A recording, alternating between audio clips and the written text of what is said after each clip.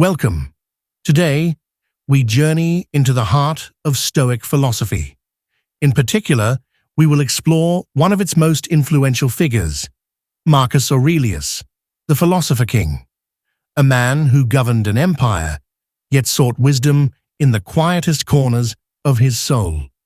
Today, we will dive into his writings on virtue and understand how he believed a virtuous life could not only bring personal peace, but a sense of purpose in an often chaotic world. The Meditations, his personal journal written during his campaigns, offer us a glimpse into a man grappling with his inner nature, the world around him, and the concept of virtue itself. But what exactly does it mean to live virtuously, according to Marcus? And how does Stoicism, rooted in harmony with nature, hold up when the world around us seems to be falling apart? Marcus Aurelius was not just a philosopher, he was an emperor. He had to lead an empire that stretched across Europe, Asia, and Africa, facing wars, political unrest, and the plague. In the midst of these struggles, Marcus did not retreat from the world, nor did he abandon his principles. Instead, he turned inward. He sought to live with virtue. But what is virtue? In Stoic thought, virtue is the only true good. Everything else, wealth, fame, pleasure, are external and beyond our control. They are fleeting, subject to chance, and therefore cannot be relied upon for a life of fulfillment. Virtue, on the other hand, is something within our control. It is the practice of acting in accordance with reason, of maintaining moral character, of living in harmony with nature. For Marcus, living virtuously meant acting in harmony with the natural world. The Stoics believed that the universe operates according to logos, a rational divine order. And to live a virtuous life is to align one's actions with this order, to live in accordance with reason, to be just, brave, wise, and self-disciplined. But here's the thing that makes Marcus's pursuit of virtue so compelling. He didn't simply lecture on moral perfection.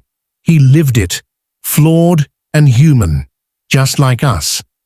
In Book 4 he writes, "Wretched are those who are in mind, distracted by the affairs of others, who take the impressions of their own actions too seriously and who forget their larger role in the cosmos." In this passage, Marcus is reminding himself, and us, of something profound. We are part of something larger. We are not isolated beings, but threads in the vast web of the universe. Our virtue is not just a personal matter.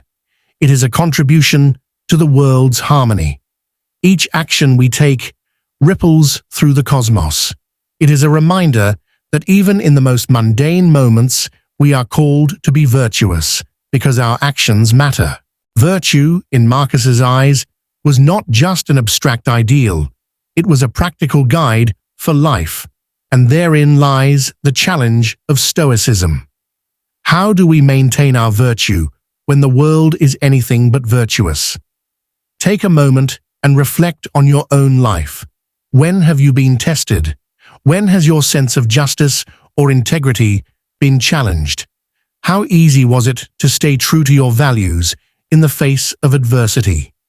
For Marcus, the answer lay in self-control and mindfulness. In a world where chaos often reigns, we have the power to control our inner responses. He wrote, "The happiness of your life depends upon the quality of your thoughts." Virtue, in Marcus's eyes, was not just an abstract ideal. It was a practical guide for life, and therein lies the challenge of Stoicism. How do we maintain our virtue when the world is anything but virtuous? Take a moment and reflect on your own life. When have you been tested? When has your sense of justice or integrity been challenged? How easy was it to stay true to your values in the face of adversity? For Marcus, the answer lay in self-control and mindfulness. In a world where chaos often reigns, we have the power to control our inner responses. He wrote, "The happiness of your life depends upon the quality of your thoughts." Living virtuously isn't about being perfect. It's not about being free from error or doubt. Marcus never claimed to be flawless, but he strove to be better every day. Each challenge, each struggle, was an opportunity to practice virtue.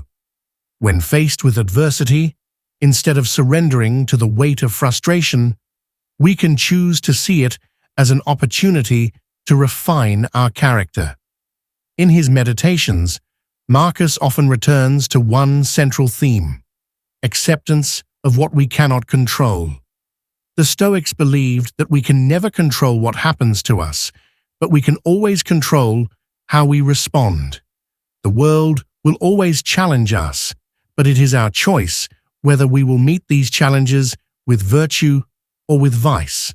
And so, in his final years, as plagues swept through the Roman Empire, as his body began to fail him, Marcus's reflections grew even more profound. He knew his time was limited, but he had one final goal: to live virtuously until the very end.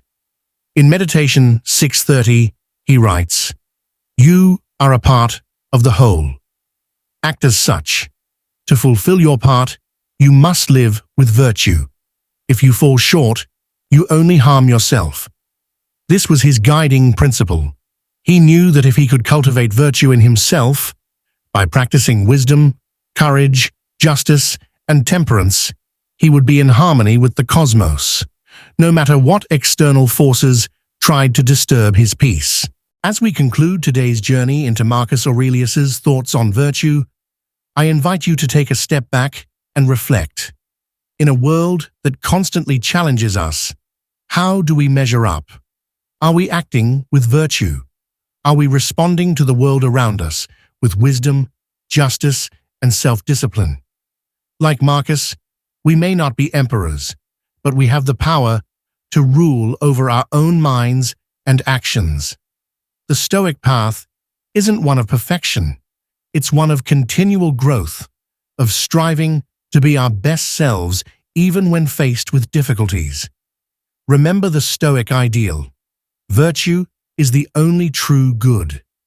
And in living according to virtue, we align ourselves with the very essence of nature itself. May you walk the path of virtue, and may it lead you to peace. Please like, share, and subscribe as we delve more into Stoic virtues and principles for our daily lives.